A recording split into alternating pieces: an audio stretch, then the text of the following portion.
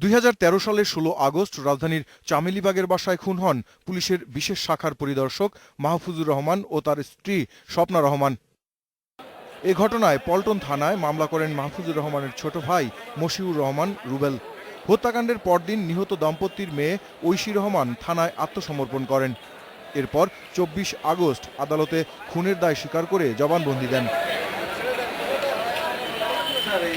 হত্যার অভিযোগে গ্রেপ্তার করা হয় ঐশীর দুই বন্ধু মিজানুর রহমান রনি ও আসাদুজ্জামান জনিকে।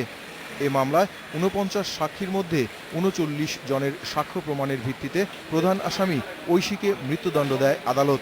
দুইটি হত্যার কারণে দুইবার করে তার ফাঁসির আদেশ হয় এবং 20,000 টাকা জরিমানা, 20,000 টাকা 20,000 40,000 টাকা জরিমানা, অনাদে 1 বছর 1 বছর 2 বছরের কারাদণ্ড এবং তার বন্ধু মিজানুর রহমান রনিকে 2 বছরের কারাদণ্ড এবং 5,000 টাকা জরিমানা, অনাদে আরো 1 মাসের কারাদণ্ড। আসামি পক্ষের অভিযোগ, ন্যায় বিচার বঞ্চিত হয়েছেন ঐশী। নাবালিকা হওয়ার পরও তাকে সাবালিকা প্রমাণের চেষ্টা করা হয়েছে। যখন ঐশী রহমান আত্মসমর্পণ করে থানায়, তখনও সে মাদকাসক্ত ছিল।